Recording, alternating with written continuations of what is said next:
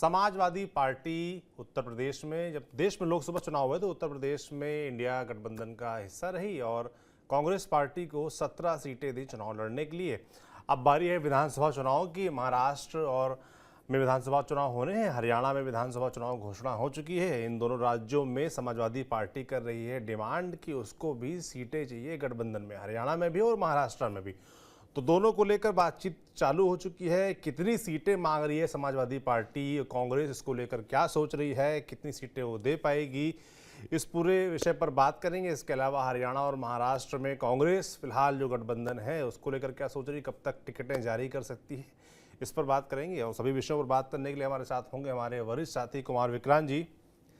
विक्रांत जी, सबसे पहले तो यही बताइए समाजवादी पार्टी की डिमांड क्या है आखिर महाराष्ट्र में, खासतौर पर क्योंकि महाराष्ट्र में अगर देखें तो पिछली बार 3 विधानसभा सीटों पर समाजवादी पार्टी चुनाव लड़ी थी और 2 सीटें जीती भी थी। और इस बार चर्चा है कि वो महाविकास अघाड़ी जो कि गठबंधन है कांग्रेस, शिवसेना, उद्धव ठाकरे गुट और एनसीपी शरद पवार गुट का जो गठबंधन है उसमें शिवसेना भी, समाजवादी पार्टी भी शामिल होना चाहती है और डिमांड रख दी है। तो क्या डिमांड है, पहले थोड़ा महाराष्ट्र के बारे में बात कर लेते हैं और कांग्रेस उसके बारे में क्या सोच रही है। देखिए, ये एक ट्रायंगल है फिलहाल अगर देखें तो। उत्तर प्रदेश जिसके केंद्र में है और एक तरफ महाराष्ट्र और एक तरफ हरियाणा। अब उत्तर प्रदेश में समाजवादी पार्टी ने लोकसभा की 37 सीटें जीती है कांग्रेस के साथ गठबंधन में। अब उसको लगता है कि ये उसके उभार का वक्त है। ये वो वक्त है कि वो कोशिश करे कि देश में राष्ट्रीय पार्टी का उसको दर्जा मिले, दूसरे राज्यों में वो चुनाव लड़े, उसको वोट मिले, उसको सीटें मिले। इस लिहाज से समाजवादी पार्टी को लगता है कि ये बिल्कुल मुफीद वक्त है, क्योंकि उत्तर प्रदेश में 10 सीटें हैं जहां उपचुनाव होना है, उसमें से कांग्रेस के पास एक भी सीट नहीं थी। अब कांग्रेस दबाव बढ़ाते हुए वहां पर 5 सीटों की डिमांड कर रही है। अब समाजवादी पार्टी को लगता है कि ये सबसे बेहतर वक्त है कांग्रेस के साथ बार्गेन करने का। अब वो कह रही है कि उत्तर प्रदेश में आप 0 पर 10 में से आपकी 0 सीटें रही हैं पहले यहां पर, और आप 5 सीटें मांग रहे हैं। लेकिन हमारा तो ये मानना है कि हरियाणा में जो बेल्ट है, जहां यादव और मुस्लिम बेल्ट है गुड़गांव के आसपास का, वहां पर 3 से 5 सीटें समाजवादी पार्टी चाह रही है। और फिर वो महाराष्ट्र की बात करती है, क्योंकि महाराष्ट्र में चुनावों का भी ऐलान नहीं हुआ है।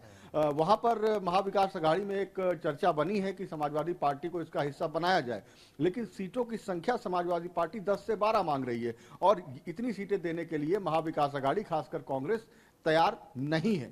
तो ये, और समाजवादी पार्टी को लगता है कि अगर कांग्रेस को उत्तर प्रदेश में हमसे, जहां वो 0 सीटें थी 10 में से उसकी, वहां पर अगर वो 5 सीटें मांग रही है, अगर 3 भी चाहिए तो उसको बाकी जगह अपनी झोली से समाजवादी पार्टी के लिए कुछ ना कुछ देना पड़ेगा। तो ये पूरा सियासी गणित है फिलहाल समाजवादी पार्टी की राष्ट्रीय स्तर की राष्ट्रीय पार्टी होने की तमन्ना का, और जो सियासी चाल उसने चली है, और उसके एवज में सियासी चाल जो कांग्रेस में उत्तर प्रदेश में कांग्रेस ने 10 में से 5 सीटें मांगकर चली है। जी, तो विक्रांत जी, आप जैसे बता रहे थे कि भाई उत्तर प्रदेश से ही इसकी कड़ी जुड़ी हुई है। उत्तर प्रदेश में उपचुनाव होने हैं और उपचुनाव में 10 सीटें हैं, 10 सीटों में 5 सीटें कांग्रेस मांग रही है, डिमांड कर रही है।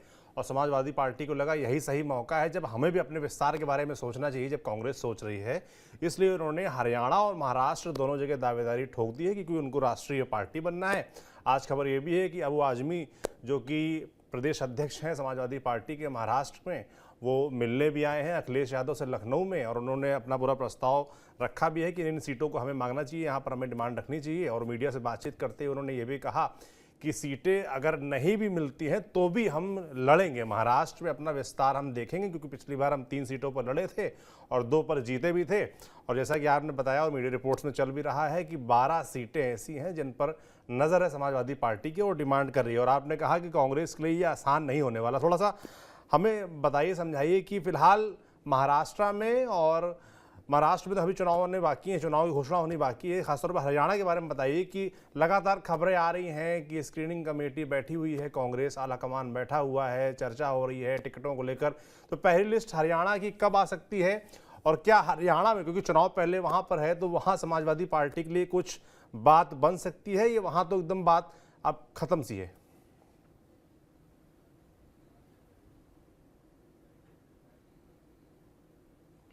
ये देखिए, हरियाणा के जो प्रदेश के नेता हैं और जो सबसे बड़े नेता वहाँ के हैं, विधायक दल के नेता पूर्व मुख्यमंत्री भूपेंद्र सिंह हुड्डा, उन्होंने आला कमान से साफ तौर पर कह दिया है कि यहाँ पर हम अकेले लड़ने में सक्षम हैं, हमको आम आदमी पार्टी या समाजवादी पार्टी तो पहले भी नहीं रही है, तो हमें ज़रूरत नहीं है किसी की बैसाखी की, और यहाँ हम अकेले दम पर ही चुनाव में जाना चाहते हैं और अकेले दम पर ही सत्ता हम हासिल करेंगे, ऐसा उनका दावा है। और दूसरी अहम बात यह है कि कांग्रेस पार्टी के एक बड़े तबके को ये भी लगता है कि आज अगर जो वो मानते हैं कि हमारे पक्ष में माहौल है, ऐसा कांग्रेस मानती है, तो उनको लगता है कि इंडिया गठबंधन के तौर पर 3 सीटें या जो भी सीटें समाजवादी पार्टी को दी जाती हैं और वो जीत जाते हैं, तो हमेशा के लिए समाजवादी पार्टी का हरियाणा में एक पैर रख जाएगा। तो हम वो स्पेस क्यों दें जब अभी हम अकेले दम पे सक्षम हैं और समाजवादी पार्टी पहले से यहाँ पर है नहीं।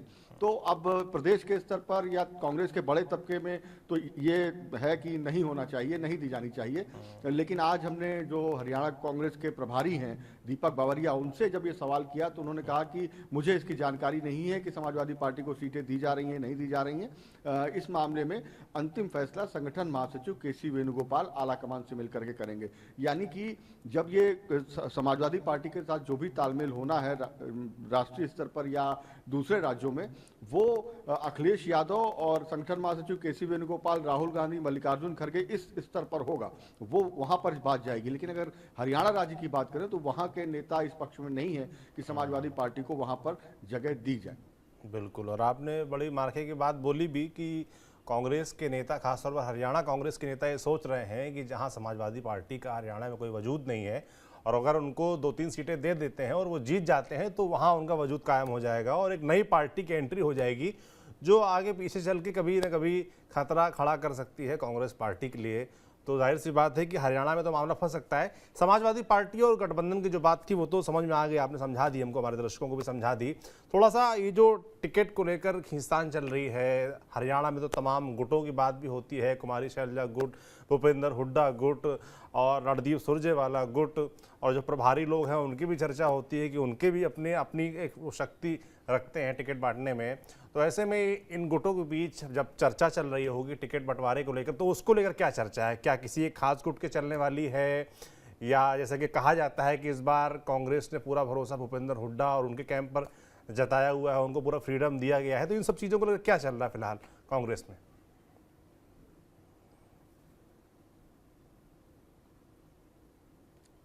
देखिए, इसके पहले मैं थोड़ा सा हरियाणा के बाद महाराष्ट्र और समाजवादी पार्टी का कनेक्शन क्लियर कर दूं कि वहां पर महाविकास अघाड़ी यानी कांग्रेस पार्टी, शरद पवार की पार्टी और उद्धव ठाकरे की पार्टी सैद्धांतिक रूप से इस बात पर सहमत है कि समाजवादी पार्टी को वहां इंडिया गठबंधन का हिस्सा बनाया जाए। लेकिन जितनी सीटें समाजवादी पार्टी मांग रही है उतनी सीटें देने के लिए ये लोग तैयार नहीं है। तो अब ये चर्चा आगे चलेगी। अभी महाराष्ट्र में चुनाव की घोषणा होनी बाकी है, अभी काफी समय है। तो वहां की स्थिति फिलहाल ये है कि जितनी सीटें वो मांग रहे हैं उतनी तो देने को तैयार नहीं है महाविकास अघाड़ी, लेकिन वो चाहते हैं कि समाजवादी पार्टी महाराष्ट्र में महाविकास अघाड़ी का हिस्सा बने।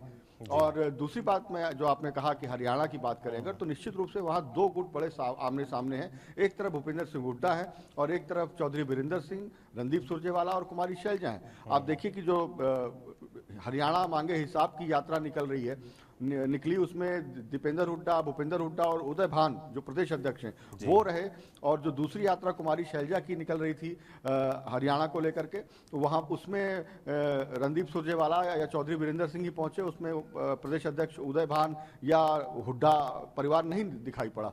हालांकि कांग्रेस आलाकमान का कहना है कि दोनों ही कांग्रेस की बात कर रहे हैं, दोनों ही कांग्रेस की बात जनता के सामने रख रहे हैं, कांग्रेस के मुद्दे जनता के बीच ले जा रहे हैं, इसलिए कांग्रेस का ही प्रचार प्रसार हो रहा है, इसलिए एतराज नहीं है। लेकिन साफ तौर पर गुटबाजी नजर आती है, क्योंकि लगातार रणदीप सुरजेवाला और कुमारी शैलजा शिकायत करते आए हैं कि जो प्रभारी हैं उनका झुकाव हुड्डा की तरफ है, एक तरफा झुकाव है। वहीं प्रभारी कहते हैं कि कुमारी शैलजा और रणदीप सुरजेवाला जैसे नेता मेरा फोन कई बार नहीं उठाते हैं, और हरियाणा में अगर किसी का प्रभाव ज्यादा है, किसी के पास लोग ज्यादा हैं, तो संख्या के आधार पर उसकी सुननी पड़ेगी। दिलचस्प बात यह है कि जैसे ही चुनाव की घोषणा हुई उसके तुरंत बाद रणदीप सुरजेवाला जो राज्यसभा से सांसद हैं कर्नाटक जैसे अहम राज्य के प्रभारी महासचिव हैं, उन्होंने कहा कि वो विधानसभा का चुनाव अपनी परंपरागत सीट कैथल से लड़ना चाहते हैं। जी। दूसरी बात, कुमारी शैलजा जो अभी लोकसभा चुनाव जीत के आई हैं, उन्होंने कहा कि दलित मुख्यमंत्री क्यों नहीं होना चाहिए हरियाणा में, वो भी विधानसभा का चुनाव लड़ना चाहती थी। तो ये गुटबाजी का ही नतीजा है कि हर आदमी हुड्डा को चैलेंज करना चाहता है। लेकिन हमारे सूत्रों ने बताया है कि कांग्रेस पार्टी ने फिलहाल ये तय किया कि जो सांसद हैं वो चुनाव ना लड़ें और साथ ही साथ 2 बार से लगातार हारे हुए जो नेता हैं उनको टिकट ना दिया जाए। तो रणदीप सुरजेवाला एक बाई इलेक्शन हार गए थे जींद का, और उसके बाद पिछला चुनाव कैथल से हार गए, तो एक तरीके से लगातार 2 चुनाव वो हारे हैं। लेकिन अहम बात यह है कि रणदीप सुरजेवाला राज्यसभा के सांसद हैं राजस्थान से। अगर वहां पे रणदीप सुरजेवाला सीट खाली करके विधानसभा चुनाव लड़ने जाते हैं तो एक तो राज्यसभा की कांग्रेस की एक सीट कम हो जाएगी, 27 का आंकड़ा भी कांग्रेस के पास है जो 26 रह जाएगा। और मैं आपको बता दूं 25 के नीचे आते ही लोकसभा में विपक्ष के नेता का दर्जा जो कांग्रेस के पास है मल्लिकार्जुन खड़गे हैं वो छिन जाएगा। तो ये एक बहुत बड़ा सवाल है जिसमें कांग्रेस आलाकमान नहीं चाहता कि रणदीप को राज्यसभा से इस्तीफा देकर विधानसभा चुनाव लड़ाया जाए। और दूसरी बात कि कर्नाटक में जिस तरीके से हालिया राजनीतिक परिस्थितियां बनी हैं, डीके शिव कुमार और सिद्धारमैया के बीच का जो एक तनातनी रही और उसके बाद जो तमाम आरोप सिद्धारमैया पर और हाल फिलहाल मल्लिकार्जुन खड़गे पर बीजेपी ने लगाए हैं भ्रष्टाचार के, उसको लेकर वहां जो उथल पुथल हो सकती है उससे निपटने के लिए जो प्रभारी रणदीप सुरजेवाला की जगह नए प्रभारी को भेजना वहां पर इस वक्त में वो आलाकमान को मुफीद नहीं लगता, इसलिए रणदीप सुरजेवाला को मना कर दिया गया है। ऐसे में सूत्र ये बता रहे हैं कि रणदीप के बेटे जो हैं करीब 25-26 साल उनकी उम्र है, आदित्य सुरजेवाला, वो कैथल से अपना चुनावी डेब्यू कर सकते हैं। वहीं जहां तक शैलजा की बात है तो उनको भी ये आलाकमान समझाने की कोशिश कर रहा है कि चूंकि आप अगर मुख्यमंत्री बनना भी चाहती हैं तो एक कांग्रेस ने साफ कर दिया है कि मुख्यमंत्री का जो भी चेहरा होगा वो चुनाव होने के बाद जो विधायक होंगे उनकी राय लेकर आलाकमान तय करेगा। चुनाव के पहले किसी को मुख्यमंत्री के तौर पर पेश नहीं किया जाएगा। और दूसरी अहम बात कि कुमारी शैलजा को यह भी समझाया गया कि 2004 में जब भूपिंदर सिंह हुड्डा मुख्यमंत्री बने थे तो वो विधायक नहीं थे, वो रोहतक से सांसद थे और वो मुख्यमंत्री बन गए, तो इसलिए विधायक होना कोई जरूरी नहीं है। ऐसे में हर आदमी अपना दावा पेश कर सकता है, फैसला जो होगा वो बाद में होगा। तो कुछ इस तरीके से कांग्रेस गुटबाजी को संभालना चाहती है और कहीं भी कांग्रेस को लगता है कि जाट, दलित और मुस्लिम ये उसका कोर बेस वोट है। ऐसे में अगर वो कहीं शैलजा को सांसद रहते हुए लोकसभा का विधानसभा चुनाव लड़ाती है तो हुड्डा खेमा सजग हो जाएगा, नाराज हो जाएगा, उसको लगेगा कहीं ऐसा तो नहीं कि शैलजा को ही सीएम बनाने जा रहे हैं इसलिए ऐसा किया जा रहा है, तो जाट वोटर ना छिटक जाए और हुड्डा जो जोर लगाने वाले हैं पूरी तरीके से वो जोर उतना ना लगाएं।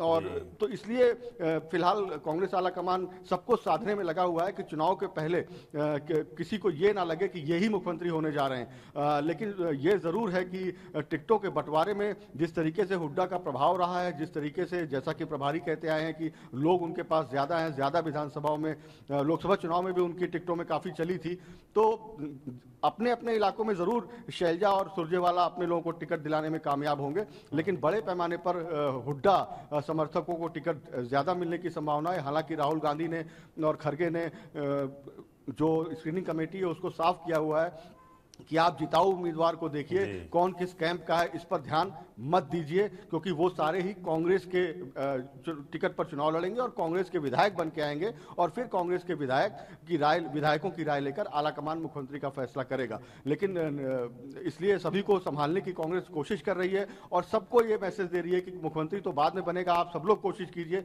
यानी पूरा जोर कांग्रेस को जिताने में लगाइए। मुख्यमंत्री की लड़ाई जो होगी सियासी वो चुनाव के बाद कर ली जाएगी, उसके पहले गुटबाजी नजर ना आए, जोर आजमाइश आप लोग करते रहिए। तो फिलहाल राजनीतिक स्थिति वहां की ये है और 2 सितंबर को स्क्रीनिंग कमेटी जो नाम तय करेगी, जो डॉकेट बनाएगी, पैनल बनाएगी, जहां सिंगल नाम या एक से ज्यादा नाम होंगे, वो केंद्रीय चुनाव समिति की बैठक में जाएंगे और 2 तारीख को यह बैठक होने की संभावना है, 2 या 3 को, जिसमें कि मल्लिकार्जुन खड़गे, राहुल गांधी, सोनिया गांधी और केंद्रीय चुनाव समिति के अहम सदस्य होंगे। वहां पर अंतिम मुहर लगेगी नामों पर, जिसके बाद ही घोषणा हो जाएगी, की जाएगी उम्मीदवारों की। बिल्कुल, बहुत धन्यवाद विक्रांत जी तमाम जानकारियों के लिए। हरियाणा और महाराष्ट्र से जुड़ी खासतौर पर समाजवादी पार्टी जो गठबंधन का प्रयास कर रही है, सीटें मांग रही है उसको लेकर, और हरियाणा में जो कुछ चल रहा है टिकट बंटवारे को लेकर कब तक लिस्ट आ सकती है, आपने बताया 2 तारीख को केंद्रीय समिति बैठेगी और डिसाइड करेगी, फाइनल नामों पर मुहर लगाएगी। तो सबको इंतजार है हरियाणा में क्या होने वाला है, किनको किन नामों पर मुहर लगने वाली हमारी भी नजर है। जो भी अपडेट्स आते रहेंगे चुनाव से जुड़े आप तक हम पहुंचाते रहेंगे। आप देखते रहिए TV9 डिजिटल। शुक्रिया।